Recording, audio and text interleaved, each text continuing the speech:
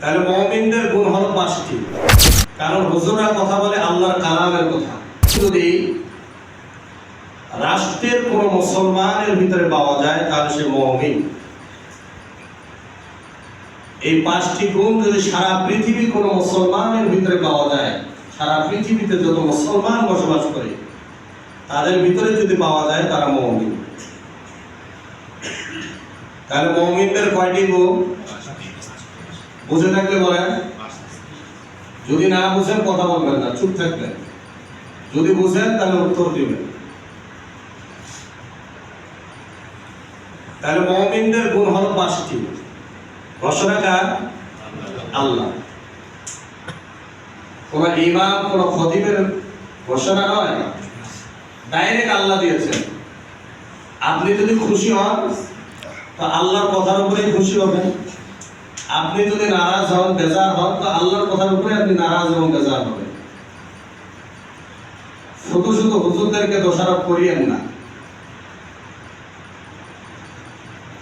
কারণ হুজুররা কথা বলে আল্লাহর কালামের কথা, আল্লাহর কোরআনের কথা, নবীজির বাণীর কথা।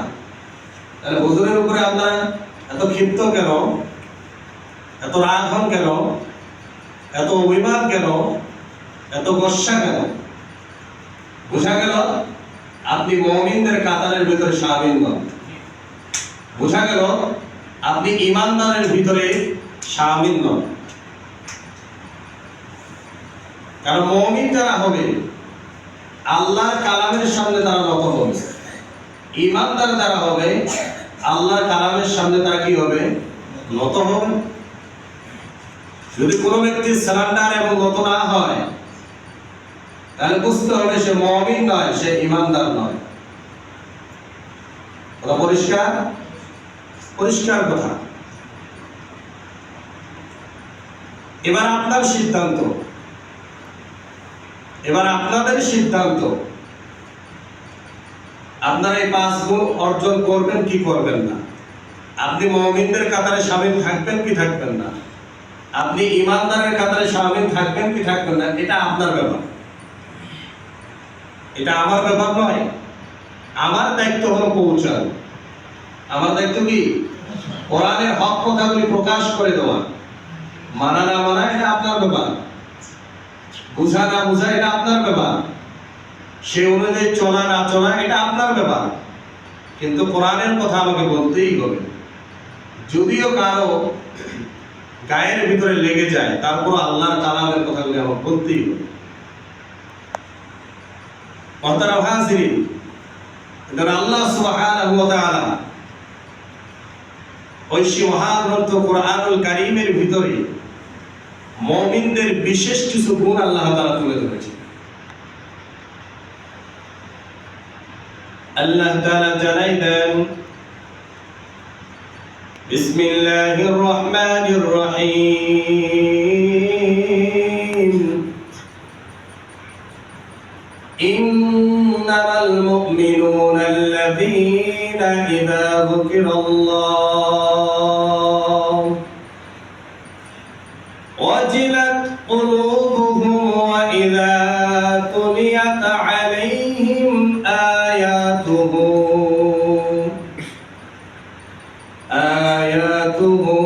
যাদাতুহুম ঈমানাও ওয়া আলা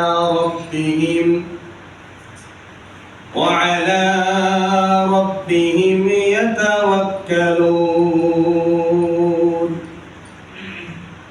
আল্লাযীনা ইউকিমুনাস সালাতা ওয়া মিম্মা রাযাকনাহুম ইউনফিকুন উলাইকা হুমুল মুমিনুনা হাক্কান লাহুম দারাজাতুন ইনদা রাব্বিহিম ওয়া মাগফিরাতুন ওয়া রিজকুন কারীম। আল্লাহ রাব্বুল আলামিন জানাই দেন, ইন্নামাল মুমিনুনা আল্লাযীনা, মুমিন তো হলো তারাই, ইযা যুকিরাল্লাহ, যাদের সামনে আল্লাহর নাম উচ্চারিত হলে, আল্লাহর নাম তুলে ধরা হলে, ওয়াজিলাত কুলুবুহুম, তাদের অন্তরের ভিতরে প্রকম্পিত তৈরি হয়ে যায়, অন্তরটা ভয়ে ভয়ে থরথর করে কাঁপতে থাকে। আল্লাহ বলেন মুমিনদের এক নাম্বার গুণ হলো, যারা মুমিন হবে অবশ্যই তাদের সামনে আল্লাহর নাম উচ্চারিত হলে তাদের অন্তরের ভিতরে ভয় তৈরি হয়ে যাবে। সুবহানাল্লাহ। অন্তরের ভিতরে কি তৈরি হবে? মুহতারাম হাজিরিন, এই জন্য জিকির শাব্দিক অর্থ হলো আল্লাহ পাক রব্বুল আলামিনের স্মরণ। আল্লাহ এই কথাই বলেছেন, ইন্নামাল মুমিনুনা আল্লাযীনা, নিশ্চয়ই মুমিন হলো তারাই, ইযা যুকিরাল্লাহ, যাদের সামনে আল্লাহ পাকের জিকির করা হলে, ওয়াজিলাত কুলুবুহুম, তাদের অন্তর আর স্থির থাকতে পারে না, প্রকম্পিত তৈরি হয়ে যায়। আল্লাহ বলেন এই গুণ যার ভিতরে পাওয়া যাবে তাকে মুমিন বলে সাব্যস্ত করা হবে। তাহলে মুমিনদের এক নাম্বার গুণ হলো আল্লাহ পাকের জিকির তাদের সামনে তুলে ধরা হলে তাদের অন্তর কি হবে? ভয়ভীত হয়ে যাবে, প্রকম্পিত তৈরি হবে। জিকিরের এক নাম্বার ব্যাখ্যা হলো আল্লাহ পাকের স্মরণ। এক নাম্বার ব্যাখ্যা কি? আপনি বলেন সুবহানাল্লাহ, আলহামদুলিল্লাহ, লা ইলাহা ইল্লাল্লাহ, এটাই শুধু জিকির। আপনি এটা করতেছেন কিন্তু আল্লাহর স্মরণ যদি আপনার দিলের ভিতরে না থাকে তাহলে ওটা জিকির হলো না। এটা কি হলো না? আপনি দেখেছেন কিনা, আপনাদের এলাকায় আছে কিনা, আমাদের এলাকায় আছে অনেক ফকির ভিক্ষা করতে গেলে ওরা বলে লা ইলাহা ইল্লাল্লাহ, মাগো দেওয়া করে ভিক্ষা। বলেন তো আর কি জিকিরের অর্থ? ও কি প্রকৃত জিকির করে? ওর উদ্দেশ্য কি? ভিক্ষা চাওয়া। ওর উদ্দেশ্য কি? কিন্তু কালেমা পড়ে ভিক্ষা চাওয়া এটা জায়েজ নয়। কি নয়? কোন ফকির যদি কালেমা পড়ে ভিক্ষা চায় তাকে ভিক্ষা দিবেন না, কোনো গুনাহ হবে না। যদি দিতে হয় অবশ্যই তাকে সতর্ক করতে হবে। বুঝে আসছে? তাহলে জিকির শাব্দিক অর্থ হলো আল্লাহ পাকের কি? স্মরণ। আল্লাহ পাকের স্মরণ। আপনি যেখানেই থাকেন না কেন, যেই প্রান্তেই বসবাস করেন না কেন, আল্লাহর স্মরণ যদি আপনার অন্তরের ভিতরে থাকে তাহলে আপনার দ্বারা কখনোই গুনাহের কাজ হবে না। কখনো কি হবে না? আল্লাহর স্মরণ যদি আপনার ভিতরে থাকে তাহলে জুমার নামাজে যেমন হাজিরা দিয়েছেন, আসরের নামাজও ঠিক তেমনি ভাবে আপনাকে পাওয়া যাবে। যদি না পাওয়া যায় তাহলে আল্লাহর স্মরণ আপনার দিলের ভিতরে, এটার নাম হলো আল্লাহ পাকের স্মরণ। তাহলে জিকিরের এক নাম্বার ব্যাখ্যা হলো আল্লাহর স্মরণ। আল্লাহর স্মরণ যখন মুমিনদের সামনে তোলা হবে, মুমিনদের অন্তর তখন প্রকম্পিত তৈরি হবে। মুমিনরা আল্লাহর ভয়ে কোনো গুনাহের কাজ করবে না। মুমিনরা আল্লাহর ভয়ে আল্লাহর হুকুম ছাড়বে না। মুমিনরা সদা সর্বদা আল্লাহকেই স্মরণ করবে। এটা হলো মুমিনদের এক নাম্বার গুণ। জিকিরের দুই নাম্বার ব্যাখ্যা হলো উপদেশ। আল্লাহ জানাই দিয়েছেন, ফাইন্নায যিকরা তানফাউল মুমিনিন। হে রাসূল, আপনি মুমিনদের সামনে নসিহত করুন। ফাইন্নায যিকরা তানফাউল মুমিনিন, আল্লাহর কোরআন দিয়ে তাদেরকে নসিহত করুন, আল্লাহর স্মরণ দিয়ে তাদেরকে নসিহত করুন। তানফাউল মুমিনিন, অবশ্যই মুমিনদের উপকার হবে। মুমিনদের কি হবে? উপকার হবে। তাহলে আল্লাহর জিকির, আল্লাহর স্মরণ আসার পরও যার উপকার হয় না তাহলে সে প্রকৃত মুমিন নয়। কারণ আল্লাহ বলেছেন উপকার হবে। যদি আপনার উপকার না হয় তাহলে বুঝতে হবে আপনি মুমিনদের কাতারে শামিল নন। এজন্য জিকিরের দুই নাম্বার ব্যাখ্যা হলো উপদেশ। জিকিরের 3 নাম্বার ব্যাখ্যা হলো আল্লাহ পাকের কোরআন। আল্লাহ পাকের কোরআন। ইন্না নাহনু নাযালনা যিকরা ওয়া ইন্না লাহু লাহাফিজুন। আল্লাহ বলেছেন কোরআন নাযিল করেছি আমি আল্লাহ, এই কোরআন হেফাজতের দায়িত্ব নিয়েছি কি আমি আল্লাহ। এখানে কিন্তু কোরআন শব্দ আসেনি, আল্লাহ জিকির শব্দ ব্যবহার করছে। তাহলে কোরআনের আপনার জিকিরের 3 নাম্বার ব্যাখ্যা হলো আল্লাহ পাকের কোরআন। আল্লাহ পাকের কোরআন। এবার আল্লাহ জানাই দিতেছেন ওয়া মান ইয়া'শু আন যিকরির রহমান নুকাইদ লাহু শাইতানান ফাহুয়া লাহু করিন। আল্লাহ জানাই দিতেছেন যারা আমার জিকির থেকে মুখ ফিরিয়ে নিবে, অর্থাৎ আল্লাহর কোরআন থেকে মুখ ফিরিয়ে নিবে, ওয়া মান ইয়া'শু আন যিকরির রহমান, যারা রহমানের জিকির থেকে কোরআন থেকে মুখ ফিরিয়ে নিবে, নুকাইদ লাহু শাইতানান ফাহুয়া লাহু করিন। আল্লাহ বলেন আমি আল্লাহ তার পিছনে একটা শয়তান নিযুক্ত করে দিব। আল্লাহ কি করবেন? শয়তান নিযুক্ত করে দিবেন। কাদের পিছনে? যারা আল্লাহর কোরআনের থেকে মুখ ফিরিয়ে নিবে, আল্লাহর জিকির থেকে মুখ ফিরিয়ে নিবে।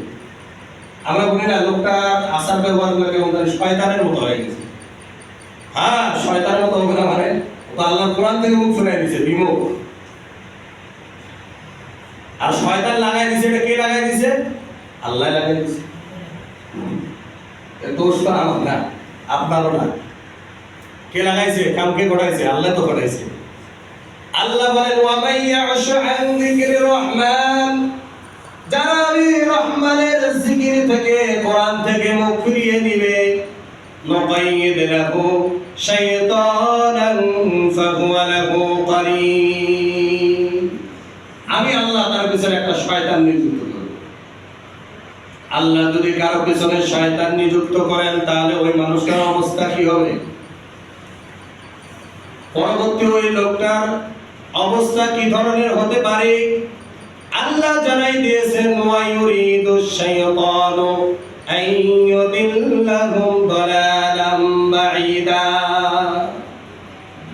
এই শয়তান তাদেরকে পথভ্রষ্ট বানিয়ে দিবে, এই শয়তান তাদেরকে গোমরা বানিয়ে দিবে, এই শয়তান তাদেরকে দিকভ্রান্ত করে দিবে, এই শয়তান তাদেরকে আলোর পথ থেকে অন্ধকারের পথে নিয়ে যাবে, এই শয়তান তাদেরকে জান্নাতের পথ থেকে জাহান্নামের পথে ধাবিত করবে।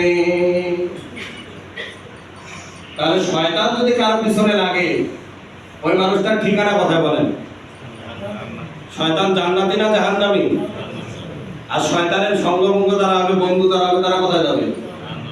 আমার উপর রাগ করিয়ে দেবে, কথা আল্লাহর কথা। ওয়া ইউরিদুশ শাইতানু আন ইউদিল্লাহুম দালালাম বাঈদা, আল্লাহ বলেন এই শয়তান তাদেরকে পথভ্রষ্ট বানিয়ে দিবে, গোমরা বানিয়ে দিবে।